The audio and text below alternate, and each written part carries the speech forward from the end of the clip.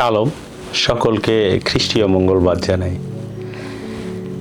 ধন্যবাদ আপনাদেরকে যারা আমার ভিডিও দেখেন এবং ভিডিও দেখে অনুপ্রাণিত হন, কমেন্টস করেন।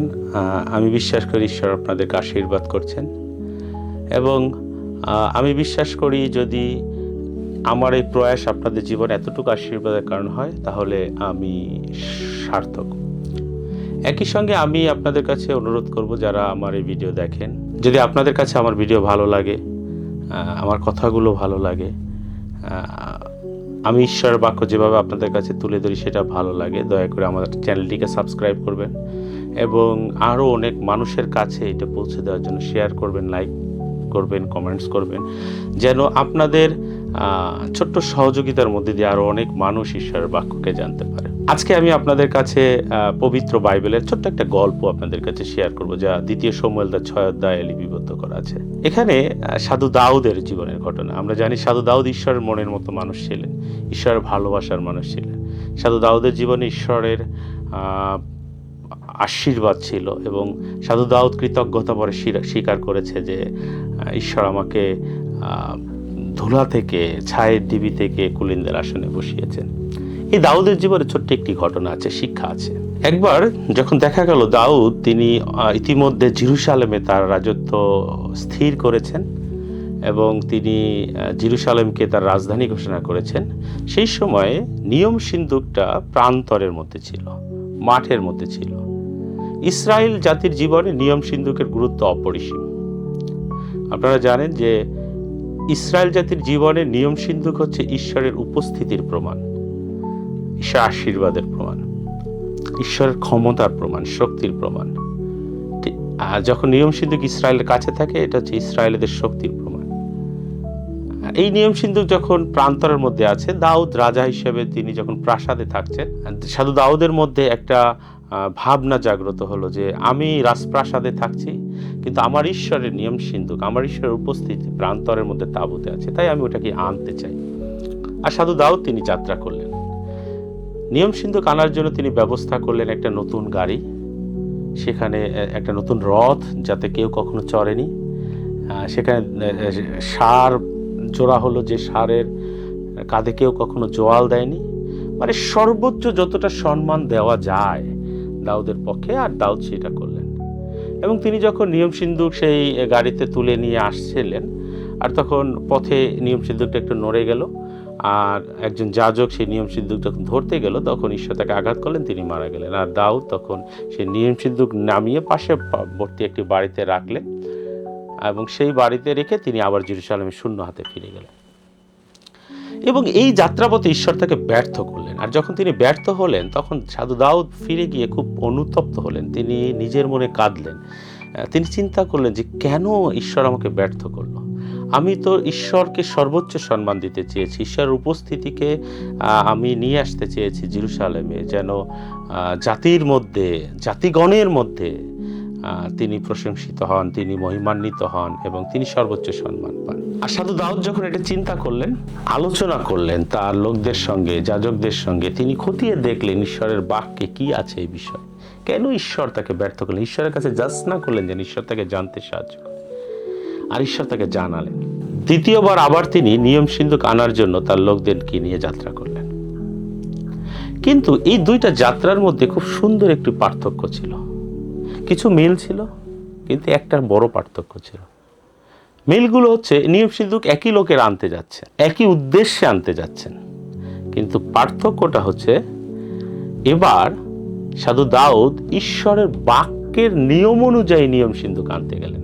কারণ আপনি যদি প্রথম বংশাবলী 15 অধ্যায় পড়েন এবং সেখানে দেখবেন ঈশ্বর নিয়ম সিন্ধুক বহন করার নিয়ম দিয়ে দিয়েছে। নিয়ম সিন্ধুক গাড়িতে বহন করা যাবে না, নিয়ম সিন্ধুক যাজকেরা, লেবীয়রা তাদের কাঁধে বহন করবে। এবং দ্বিতীয় যাত্রায় সাধু দাউদ তিনি কি করলেন, তিনি যাত্রা শুরু করলেন এবং নিয়ম সিন্ধুক বহন করছিলেন যাজকেরা, এবং তাদের সামনে ধূপ ধুনা জ্বালানো হচ্ছিল, ঈশ্বরের উদ্দেশ্যে প্রশংসা সঙ্গীত হচ্ছিল, বীণা বাজানো হচ্ছিল, এবং কিছু দূর যাওয়ার পরে পরে দাউদ সেখানে বলি দিচ্ছিলেন ঈশ্বরের উদ্দেশ্যে, ঈশ্বরকে সম্মান দিচ্ছিলেন। আর এবার দাউদ সফল হলেন। এই দুটো যাত্রার মধ্যে পার্থক্য হচ্ছে যে প্রথমবার সাধু দাউদ তিনি ঈশ্বরের নিয়ম সিদ্ধুক আনার জন্য প্রচেষ্টা করলেন, কিন্তু সেটা সম্পূর্ণ তার নিজের তৈরি নিয়ম, তার নিজের পথে। কিন্তু দ্বিতীয়বার দাউদ নিয়ম সিন্ধুক আনলেন, যেবার তিনি সম্পূর্ণ ঈশ্বরের দেওয়া নিয়ম অনুসারে, ঈশ্বরের দেওয়া পথে, এবং ঈশ্বর তাকে সফল করলেন, কারণ ঈশ্বর এই বাধ্যতায় তিনি খুশি হলেন। এখন আমরা দেখি দাউদ নিজেকে ঈশ্বরের হাতে সমর্পণ করলেন, নিজের ইচ্ছাকে সমর্পণ করলেন, নিজের ইচ্ছাকে আলাদা রেখে ঈশ্বরের ইচ্ছাকে তার নিজের জীবনে তিনি গুরুত্ব দিলেন এবং সেটাকে প্রথম রাখলেন এবং তার পথ অনুসারে তিনি কাজ করলেন এবং ঈশ্বর তাকে সফল করলেন। এখন এই যে ঘটনাটা থেকে আমরা কি শিখতে পারি? আমাদের জীবনেও অনেক কাজ আমরা করি, আমাদের জীবনে, আমাদের মণ্ডলীতে আমরা আমাদের অনেক সিদ্ধান্ত নেই, অনেক কাজ করি, কিন্তু অনেক সময় আমরা বড় ব্যর্থতা আমাদের জীবনে আসে। সেই ব্যর্থতার অন্যতম কারণ হয়ে দাঁড়ায় যে আমরা ঈশ্বরের কাছ থেকে আমরা জানি না যে আসলে ওই কাজটা ঈশ্বরের দেখানো পথে কিনা। আমরা যদি চিন্তা করি এরকম যে আমি ঈশ্বরকে সম্মান দিতে চাই, ঈশ্বরকে সম্মান দেব, আমি ঈশ্বরকে সম্মান দেব আমি যেভাবে ঈশ্বরকে সম্মান দিতে চাই, অনেক সময় হয়তো ঈশ্বর ওইভাবে সম্মান নিতে চান না। ঈশ্বরের একটা সম্মান নেওয়ার পথও আছে। যদি আপনার সে কাজের পথটি ঈশ্বরের মনোনীত না হয়, হয়তো ঈশ্বর আপনাকে সম্মানিত করবেন না বা ঈশ্বর আপনাকে সফল করবেন না। দেখেন, সবসময় আমাদের পথ যে সঠিক এমন নয়, এবং আমাদের পথটা যে ভুল তাও নয়, উদ্দেশ্যটা যে খারাপ তাও নয়, কিন্তু আমাদের পথটা ঈশ্বরের পথ নাও হতে পারে। অনেক সময় আমরা ভালো উদ্দেশ্যে কাজ করি, কিন্তু পদ্ধতিটা হয়তো সঠিক নয়। ঈশ্বর যে শুধু দেখছেন যে আমরা কি করছি তাই, তা নয়। ঈশ্বর কিন্তু দেখেন যে আমরা কিভাবে করি, সেটাও ঈশ্বর দেখেন। তাই আমাদের নিজেদের জন্য এই গল্প থেকে কিছু শিক্ষা যদি আমরা নেই, তা এরকম হয়, আমাদের নিজেদের বুদ্ধি এবং শক্তির উপরে নির্ভর না করে ঈশ্বরের দেখানো পথকে খুঁজে নেওয়া উচিত। তাড়াহুড়া না করে প্রার্থনা, ধ্যান এবং ঈশ্বরের জন্য অপেক্ষা করে আমাদের কাজ করা উচিত। কারণ মনে রাখবেন, ঈশ্বরের সময় বা পথ ধীর হতে পারে বা একটা সময় সাপেক্ষ হতে পারে, কিন্তু সেটাই সঠিক পথ। আমরা যখন আমাদের জীবনের পথ ছেড়ে দিয়ে, আমাদের নির্ধারিত পথ ছেড়ে দিয়ে ঈশ্বরের পথকে গ্রহণ করি, ঈশ্বরের উপস্থিতিকে গ্রহণ করি, এটা যে শুধুমাত্র আমাদেরকে সফল করে এমন নয়, এইটা তার উপস্থিতি আমাদের জীবনকে পরিপূর্ণ করে দেয়। সবসময় আমাদের জীবনের চলার পথে ঈশ্বরের উপস্থিতিটা খুব গুরুত্বপূর্ণ। এই যে ঈশ্বরের দেখানো পথ, এটার আর একটা ছোট্ট উদাহরণ আমি নতুন নিয়ম থেকে দিয়ে আজকের আলোচনা শেষ করব। যারা আমার কথা শুনছেন, আমি বিশ্বাস করি যদি ঈশ্বর আপনাদের হৃদয়ে কথা বলে, এই চ্যানেলটিকে সাবস্ক্রাইব করবেন, শেয়ার করবেন, লাইক করবেন, কমেন্টস করবেন, এবং যদি কোনো বিষয়ে আলোচনার থাকে আপনারা আমাকে জানালে আমি সেই বিষয় নিয়ে আলোচনা করব। নতুন নিয়ম থেকে যে উদাহরণটা দেব সেটা হচ্ছে প্রভু যীশু খ্রিস্টের একটা জীবনের উদাহরণ। আমরা প্রভুকে জানি যে তিনি এই পৃথিবীতে এমনি আসেননি, তিনি একটা উদ্দেশ্য নিয়ে এসেছেন। তাকে একটা দায়িত্ব দেওয়া হয়েছে তার পিতার কাছ থেকে, এবং তিনি যখন প্রান্তরে প্রলোভিত হচ্ছিলেন, সেই সময় একটা প্রলোভন ছিল যে তাকে বলা হলো যে তুমি তো এই পৃথিবীতে এসেছো এই স্বর্গ পৃথিবীর সমস্ত কর্তৃত্ব নিতে, তাই তো? ঠিক আছে, আমি এই সমস্ত কর্তৃত্ব তোমাকে দিয়ে দিচ্ছি। শয়তান তাকে বলল, আমি তোমাকে দিয়ে দিচ্ছি, তুমি তো এগুলো নিতে আসছো। কারণ আমরা জানি যে মথি শেষ 28 অধ্যায়ে প্রভু যীশু বলছেন সমস্ত কর্তৃত্ব আমাকে, স্বর্গ পৃথিবীতে সমস্ত কর্তৃত্ব আমাকে দেওয়া। এবং এই কর্তৃত্বটা তিনি তার মৃত্যুর মধ্য দিয়ে, তিনি পুনরুত্থানের মধ্য দিয়ে তিনি অর্জন করেছিলেন, নিয়েছেন। কিন্তু এটা তার জীবনের শুরুতে, যখন তিনি তার কাজ শুরু করেন 30 বছর বয়সে অবগমনের পরে, এবং তখনই শয়তান তাকে এই প্রস্তাবটা দিয়েছিল যে তুমি তো এটা নিতে এসেছো, আচ্ছা আমি দিয়ে দিই, তোমাকে একটা লম্বা জার্নি করতে হবে না, যেখানে লোকেরা তোমাকে তিরস্কার করবে, লোকেরা তোমাকে আঘাত করবে, নিজের লোকেরা ভুল বুঝবে, লোকেরা তোমাকে অপমান করবে, তোমাকে ক্রুশে মেরে ফেলবে, যন্ত্রণা ভোগ করবে, তোমাকে অত্যাচার করবে, এগুলো কিচ্ছু দরকার নেই। সিম্পল একটা কাজ করো, তুমি শুধু আমাকে একটা প্রণাম করো, আমি এইগুলো সব দিয়ে দিচ্ছি, কারণ তুমি এগুলো নিতে এসে। প্রভু যীশু খ্রিস্ট চাইলে তিনি যদি তাকে প্রণাম করতেন, আর এই সমস্ত কর্তৃত্ব তাকে দিয়ে দেওয়া হতো। কিন্তু ঈশ্বরের দেওয়া পথ ছিল যে প্রভু যীশু খ্রিস্ট ওগুলোর মধ্যেই যে যাবেন। তিনি অবজ্ঞাত মানুষের মতো তিনি গোয়াল ঘরে জন্মগ্রহণ করলেন, যার কিছু নাই।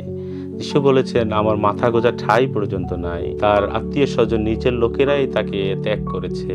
তিনি মানুষের কাছে পরিত্যক্ত, তিনি তিরস্কৃত হয়েছেন, তিনি অত্যাচারিত হয়েছেন, তাকে মেরে ফেলা হয়েছে অন্যায় বিচারে। তিনি তারপরে পুনরুত্থিত হলেন এবং সেইটা তিনি অর্জন করলেন। দেখেন, এইটা কিন্তু তিনি 3.5 বছর আগেই অর্জন করতে পারতেন। এগুলো কিচ্ছু করার দরকার ছিল না। কিন্তু এই দুই পথ ছিল। একটা হলো আমাদের চিন্তার পথ, যে শর্টকাটে অর্জন করা, যে আমি প্রণাম করলাম আর আমাকে সব দিয়ে দেওয়া হলো। আর আরেকটা ছিল ঈশ্বরের দেওয়া পথ, সেটা 3.5 বছরের সময়, যেখানে অত্যাচার, দুঃখ, কষ্ট, মৃত্যু, যন্ত্রণা, পরিত্যক্ততা, অন্যায় সবকিছু এর সঙ্গে যুক্ত। কিন্তু প্রভু যীশু খ্রিস্ট শর্টকাটটা না নিয়ে আমাদের শক্তির উপরে নির্ভর না করে নিজের শক্তির উপরে ঈশ্বরের দেখানো পথেই গেলেন, আর ঈশ্বর তাকে সফল করলেন। তাই খ্রিস্টীয়দের শুধুজনেরা, আমাদের জীবন চলার পথে অনেক সময় অনেক ব্যর্থতা নিয়ে আমরা ভাবি, অনেক সময় হতাশ হই যে কেন প্রভু, আমি তো তোমার জন্য সঠিক চিন্তা করেছিলাম, আমি তো তোমার জন্য কিছু করতে চেয়েছিলাম, আমি তো তোমাকে সম্মানিত করতে ছিলাম, তোমাকে গৌরবান্বিত করতে চেয়েছিলাম, কিন্তু তুমি আমাকে ব্যর্থ করলে। শুধুজন হতাশ হয় না, একটু প্রার্থনা করেন, নীরব হন, চিন্তা করেন, হতে পারে আপনি যেভাবে করছিলেন সেটা ঈশ্বরের দেখানো পথ না, ঈশ্বর তাতে খুশি হচ্ছিলেন না। আপনার উদ্দেশ্য হয়তো ভালো, কিন্তু সেটা ঈশ্বরের পথ না। আর যখন আপনি ঈশ্বরের পথকে জানতে পারবেন, যখন আপনি ঈশ্বরের দেখানো পথে ঈশ্বরকে খুশি করে চলতে পারবেন, ঈশ্বরের উপস্থিতি আপনার মধ্যে থাকবে, তা কেবলমাত্র তখনই আপনি সফল হবেন। কারণ ঈশ্বর আপনার কাজ এবং কাজের পদ্ধতি দ্বারা তিনি খুশি হবেন। ঈশ্বর আমাদের সকলকে আশীর্বাদ দান করুন। শুধুজনেরা, ঈশ্বরের বাক্যের সঙ্গে থাকুন, ঈশ্বরের সঙ্গে থাকুন, যেন জীবন শান্তিময় ও আনন্দিত থাকে। ঈশ্বর আমাদের সকলকে আশীর্বাদ দান করুন।